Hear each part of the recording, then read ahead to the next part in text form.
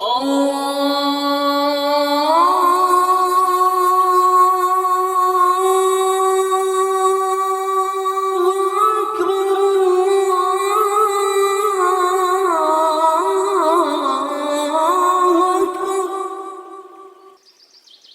ایمان والو، جب جمعے کے دن نماز کے لیے پکارا جائے تو اللہ کے ذکر کی طرف لپکو اور خرید و فروخت چھوڑ دو، یہ تمہارے لیے بہتر ہے اگر تم سمجھو۔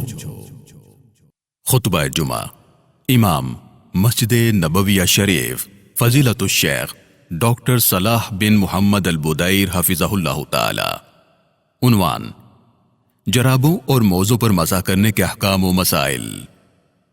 الحمدللہ، ہر طرح کی تعریف اللہ ہی کے لیے ہے۔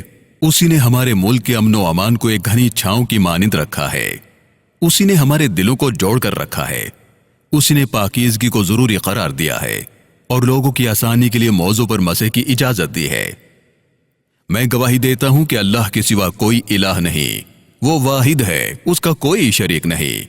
ہم اس کے ناموں کو بھی مانتے ہیں، اس کی صفات کو بھی مانتے ہیں، انہیں درست سمجھتے ہیں۔ ان میں کسی قسم کے رد و بدل، تشبیہ، تمثیل، تحریف یا تبدیلی کو قبول نہیں کرتے۔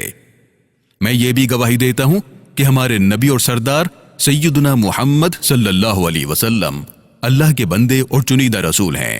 اللہ نے آپ کی تعظیم، تکریم اور شرف کے لیے آپ صلی اللہ علیہ وسلم پر درود و سلام بھیجنے کا حکم دیا ہے۔ اللہ کی رحمتیں ہوں آپ صلی اللہ علیہ وسلم پر، اہل بیت اطہار پر، صحابہ کرام رضی اللہ عنہم پر۔ یہ رحمتیں ہر پرندے کی اڑان کے ساتھ اور آنے جانے کے ساتھ تازہ ہوتی رہیں۔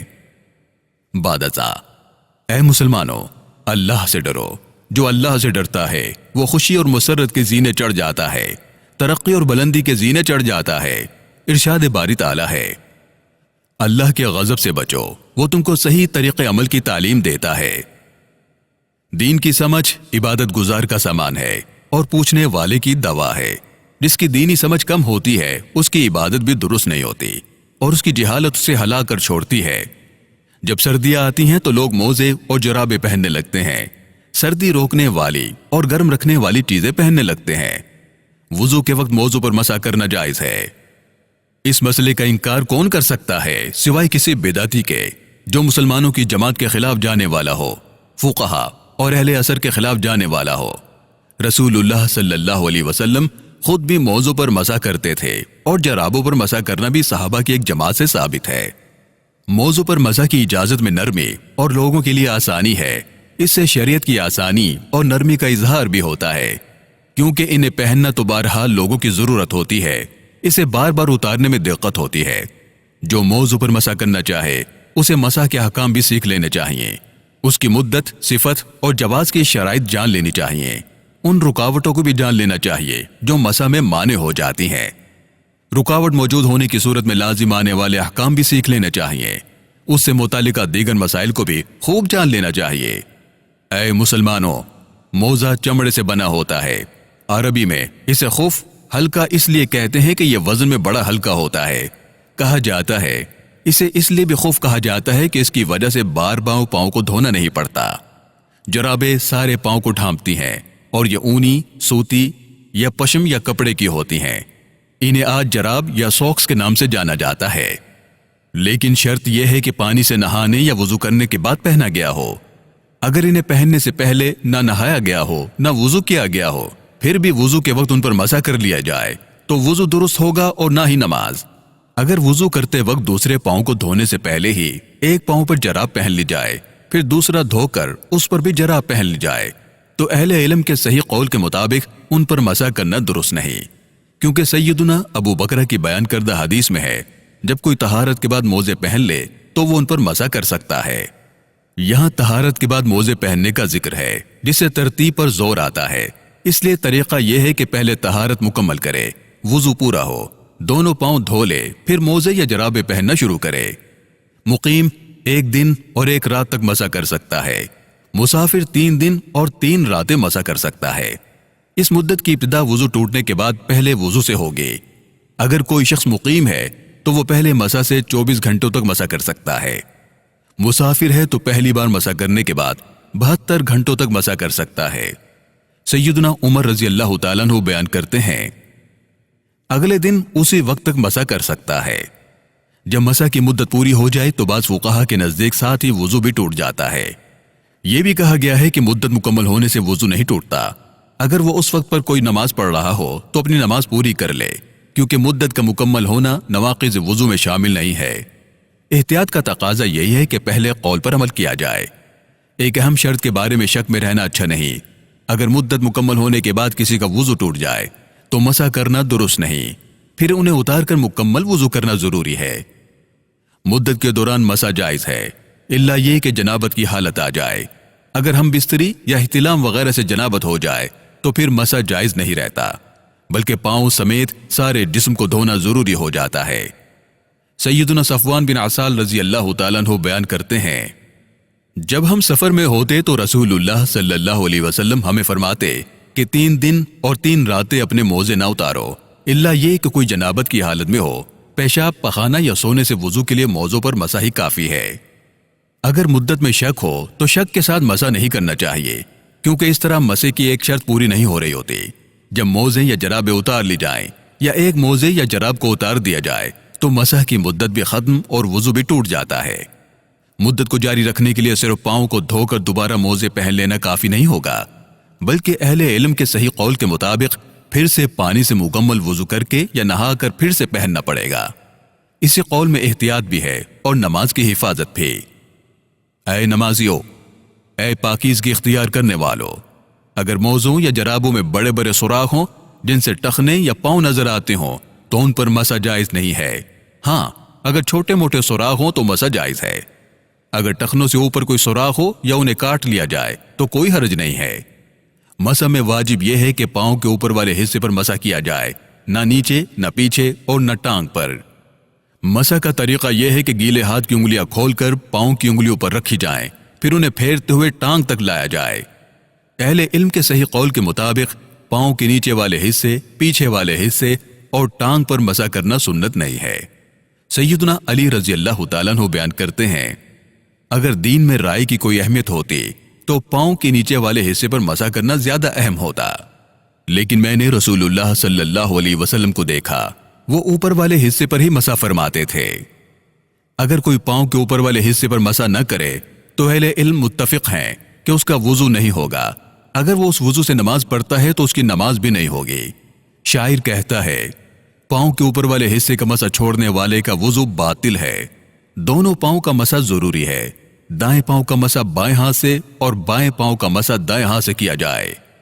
इमाम अहमद रहमहुल्लाह फरमाते हैं, मसा जैसे भी करना चाहो जायज है, चाहो तो एक हाथ से करो और चाहो तो दोनों हाथों से करो। मसा को दोहराना मुस्तहब नहीं है, क्योंकि इसकी कोई दलील नहीं है। अगर मौजा नापाक हो तो उस पर मसा जायज नहीं। ऐ नमाजियों, ऐ पाकीज़गी इख्तियार करने वालों, अगर किसी के मसा की मुद्दत सफर में शुरू हो मगर 1 दिन और 1 रात मुकम्मल होने से पहले ही सफर खत्म हो जाए तो वो 1 दिन और 1 रात की मुद्दत मुकम्मल कर सकता है। अगर सफर में 1 दिन और 1 रात से ज्यादा मुद्दत गुजर जाए फिर सफर खत्म हो जाए तो जराबों को उतारना वाजिब है, क्योंकि सफर खत्म होने के साथ ही मसे की मुद्दत भी खत्म हो जाती है। अगर इकामत की हालत में मसा शुरू करे और मुद्दत पूरी होने से पहले ही सफर शुरू कर ले तो मुद्दत खुद बहुत बढ़ जाती है और वो मुसाफिर की मुद्दत के मुताबिक मसा कर सकता है। ऐ नमाजियों, ऐ पाकीज़गी इख्तियार करने वालों, अगर कोई शख्स वुजू के बाद एक जराब पहने फिर वुजू टूटने से पहले ही उसके ऊपर एक और जराब पहन ले तो ऊपर वाली जराब पर मसा जायज है। फिर अगर ऊपर वाली जराब पर मसा करने के बाद उसे उतार दे तो उसका वुजू टूट जाता है। अगर पानी के साथ मुकम्मल वुजू करके जराब पहने फिर वुजू टूटने के बाद उसके ऊपर एक और जराब चढ़ा ले तो ऊपर वाली जराब पर मसा जायज नहीं, क्योंकि वो तहारत की हालत में नहीं पहनी गई। यानी जब उसने दूसरी जराब पहनी थी तब उसका वुजू नहीं था। हाँ, अगर वो ऊपर वाली जराब के अंदर हाथ डालकर नीचे वाली पर मसा कर ले तो यूं करना जायज है। अगर कोई मुकम्मल वुजू करके या नहाकर जराब पहन ले फिर उस पर 1 या ज्यादा मर्तबा मसा करने के बाद एक और जराब चढ़ा ले तो ऊपर वाली जराब पर मसा जायज नहीं होगा, क्योंकि उसने पानी के साथ मुकम्मल वुजू करने के बाद नहीं पहनी थी। अगर कोई मुकम्मल वुजू करके या नहाकर जराब पहन ले फिर कोई बंद जूता, बूट या ऊंचा जूता पहन ले जिससे टखने भी छुप जाते हों तो उन पर भी मसा हो सकता है। لیکن مسح کے بعد جیسے ہی وہ بوٹ وغیرہ اتارے گا تو وضو ٹوٹ جائے گا۔ اگر کوئی ایسا جوتا یا بوٹ پہنے جائیں جو ٹخنوں کو نہ چھپاتے ہوں تو ان کے اوپر مسح جائز نہیں ہے، لیکن اگر انہیں وضو کے بعد جراب کے ساتھ ہی وضو ٹوٹنے سے پہلے ہی پہن لیا ہو تو ان پر مسح اور جرابوں کو جو حصہ ظاہر ہو اس پر مسح جائز ہے، چاہے وہ حصہ ٹخنوں سے اوپر ہی کیوں نہ ہو۔ اس صورت میں نماز بھی جوتوں میں پڑھنا ضروری ہوگا، کیونکہ اگر وہ جوتے اتار دے گا تو اس کا وضو ٹوٹ جائے گا اور صرف جرابوں کے ساتھ نماز درست نہیں ہوگی، کیونکہ مسح تو جوتے پر کیا تھا۔ اللہ مجھے اور آپ کو علم اور بصیرت کے ساتھ عبادت کرنے والا بنائے۔ میں اپنی بات کو یہیں ختم کرتا ہوں۔ اللہ سے اپنے لیے اور آپ کے لیے ہر گناہ اور غلطی کی معافی مانگتا ہوں۔ معافی مانگنے والوں کی کامیابی کے کیا کہنے۔ دوسرا خطبہ۔ الحمدللہ، ہر طرح کی تعریف اللہ ہی کے لیے ہے، وہ پناہ مانگنے والوں کو پناہ دینے والا ہے۔ میں گواہی دیتا ہوں کہ اللہ کے سوا کوئی الہ نہیں، وہ واحد ہے، اس کا کوئی شریک نہیں۔ وہ ایسے لوگوں کو بھی شفا دے دیتا ہے جس کی شفا سے خود دوا بھی مایوس ہو چکی ہوتی ہے۔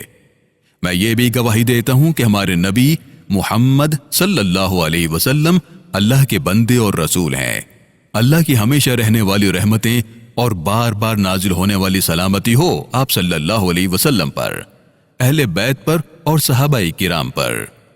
بعد ازاں، اے مسلمانوں، اللہ سے ڈرو، اسے یاد رکھو، اس کی اطاعت کرو، اس کی نافرمانی سے بچو۔ ارشاد ربانی ہے، اے لوگو جو ایمان لائے ہو، اللہ سے ڈرو اور سچے لوگوں کا ساتھ دو۔ اے مسلمانوں، نمازی کو چاہیے کہ اپنی جرابوں کی صفائی کا خیال کرے، کیونکہ یہ بہت جلد بدبودار ہو جاتی ہیں۔ جیسے ہی جرابوں سے بدبو آنے لگے یا وہ گندی ہو جائیں تو انہیں اتار دینا ضروری ہے، تو اسے اتارنا ضروری ہو جاتا ہے تاکہ ان کی بدبو سے کوئی نمازی یا مسلمان پریشان نہ ہو۔ پرانے زمانے میں لوگ اس گندگی کی مثالیں دیتے تھے، کہتے یہ تو گندی جرابوں سے بھی زیادہ گندا ہے۔ اسی طرح دوسروں کی حج میں بھی یہی مثال دیتے۔ ایک نے کہا، ابن عمیر نے ایسا غزوہ کیا جس سے اس کی شہرت ایسی ہو گئی جیسی پرانی گندی جراب ہو۔ کسی نے کہا، تمہیں جو میرے بارے میں معلوم ہے وہ بتاؤ، کیونکہ میں تمہارے بارے میں ایسے الفاظ کہنے والا ہوں جو بدبودار جراب سے بھی برے ہیں۔ اے مسلمانوں، میں نصیحت کرتا ہوں کہ موضوع پر مسح کے معاملے میں جن مسائل میں قرآن کی آیت یا واضح حدیث نہیں ہے، ان میں اہل علم کے ایسے اقوال کو اخذ کرنا چاہیے جو زیادہ محتاط ہوں، بشرطے کہ زیادہ احتیاط والے قول پر عمل کرنے میں زیادہ مشقت نہ ہو، کیونکہ مشقت کی موجودگی بذات خود رخصت اپنانے کا جواز ہے۔ اگر احتیاط میں زیادہ عبادت یا زیادہ ثواب ہو تو اسی پر عمل کرنا چاہیے۔ اہل علم بیان کرتے ہیں کہ مسئلے کے اس پہلو پر عمل مستحب ہے جو متفقن علیہ ہو۔